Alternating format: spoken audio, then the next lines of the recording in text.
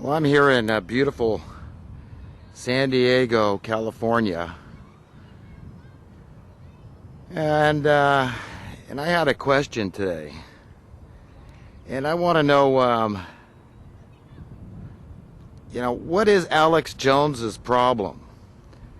He always seems so angry, and I wanted to kind of talk about that a little bit. So anyhow, I'd like to start by saying that the reason Alex Jones is so angry is because he's frustrated, like so many of us. And he wants things to get better for decent humanity, not consistently and always worse. He cares about people, and I care about people. We're what it's all about.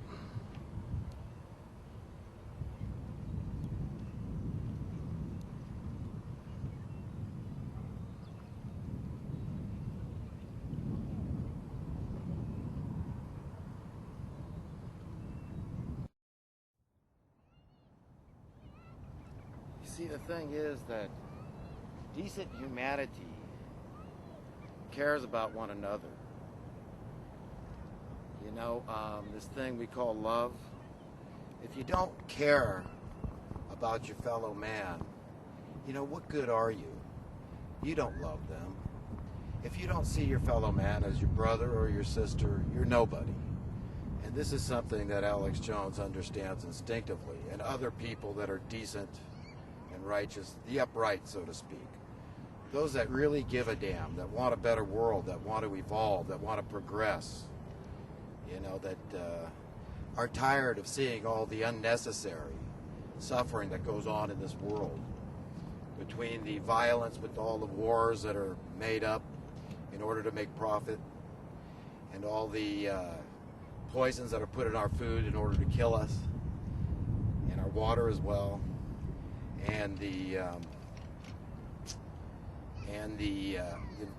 impoverishment that is imposed on us intentionally, and people like Alex Jones and myself and so many others, millions of other Americans and humans worldwide, we're tired of it, and we feel like it's enough that we have to contend with all the natural disasters that can come about for any of us at any time.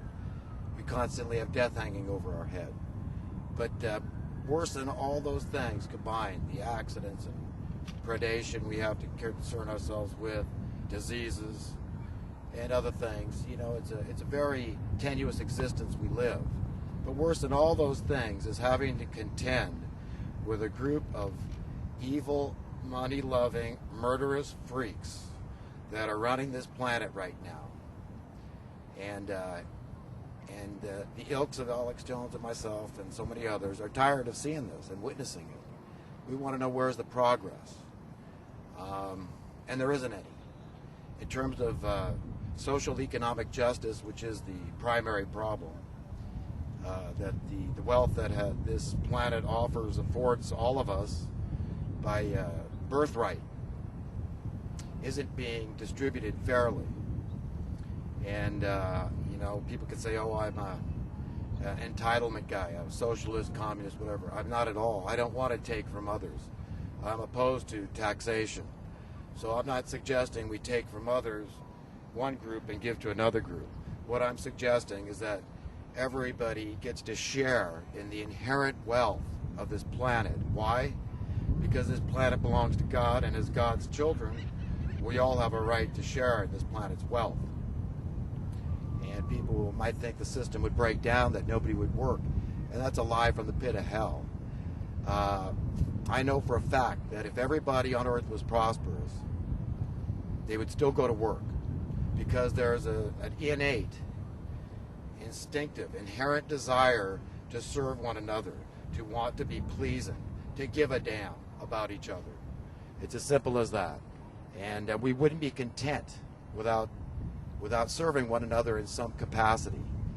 To me, there's nothing more gratifying or satisfying as when I'm out doing my thing. And for me, I'm a landscape gardener. I'm an artist. You know, a yard is my canvas, so to speak.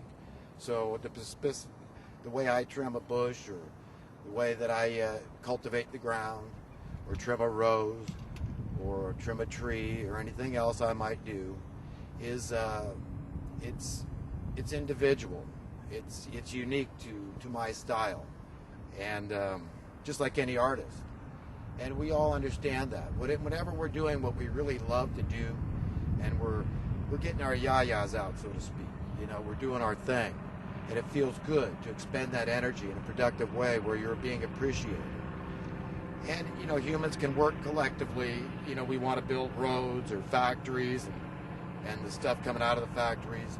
We're quite capable. We have the intelligence to work together to do anything. You know, we're literally like little gods. So we could have all the same niceties today. The only difference is we could live in a world without money. That's the only, just free, like every other creature. It's the only way we're going to have liberty is if we understand this fundamental fact. You know, when I get into talking about economics, I have to set some ground rules, and that to me is the ground rules. The ground rules is that you're not entitled because I say so or any other man says so, but it's by divine appointment, it's by divine right that you're entitled to share in this wealth of this planet for the itty-bitty amount of time that you're passing through, because it is a very small amount of time. In fact, I've done the math, and if you live to be 100, you won't even live 1,000,000 hours. To be specific, you'll live 876,000 hours. So you've got an itty-bitty window of time to get it together and to figure things out, to enjoy your life, and to enjoy the abundance that God provided us as His children on this planet. You know, I did some other research recently too, and I found out that in our galaxy alone, there may well be over 500 million, 500 million habitable planets. Now, you understand the implications of that? This whole idea that we're overpopulated and that we're going to destroy the Earth with our activity is a lie from the pit of hell. There's endless real estate in the universe, and this real estate on Earth is abundant, and the Earth is very sparsely populated. These people that are teaching our children that the Earth is overpopulated are murderous, genocidal freaks. Do you understand that? They're all hypocrites. And you want to know the people that Jesus went off on the most? It was the hypocrites. These elitists. It's a double standard. Al Gore is the biggest mouthpiece for saving the planet and cutting our carbon footprint. Well, that guy is using up fossil fuels like they're going out of style. Do you understand what I'm talking about? That's the plan. That's what's going on. Alex Jones, my friends, is a very frustrated guy like myself. And how does frustration manifest itself? It manifests itself in anger and rage. And you want change. You're desperate for things to change, for things to turn, for the ship to turn, and things to start getting better for the people that are hurting the most. You know, and when you understand that humanity is like a chain, and we're only as strong as our weakest links, and these bastards that are at the top of their little pyramid, look on the back of your $1 bill, you'll see these people want to get rid of us, and they want to keep us impoverished, so we stop breeding. Because in our culture, the Western culture, we typically stop having children, so this is part of the plan of impoverishment. Okay, it dissuades people from having a family because they can't even afford to take care of themselves. So you understand the plan and how this works. And again, I say we have to really understand the risks of allowing price fixing. And it sounds so innocent of a term, or just another market manipulation scam, but it's not. It's collusion of different groups of people. And they have a common interest. Let's just take the housing. You understand all the people that have an interest in jacking up the housing prices by whatever means necessary. You understand? It's not the smartest people that are running the show, that are running our society at the top. These are just the most aggressive, the most mean people that are most willing to live outside common decency laws. The golden rule, for example, of treating others as you would like to be treated. Because believe me, they're hypocrites. They're not doing that at all. Quite the contrary. And their behavior is despicable. I love them because God loves them, and He just wants them to stop being wicked. That's the message. But at some point, there's a line in the sand, and it's all going to hit the fan here pretty soon. Okay, it goes back to science, what Isaac Newton taught.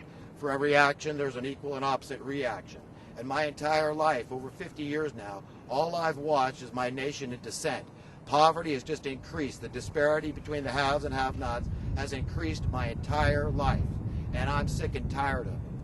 And while Alex Jones is considerably younger, he still gets it. He knows what's going on, and he knows what kind of future his children have to look forward to if we go on this path. So anyhow, I do believe it's going to get better, but it's going to get worse before that time until people, what did Thomas Jefferson say? The exact amount of tyranny you get is the exact amount of tyranny you accept.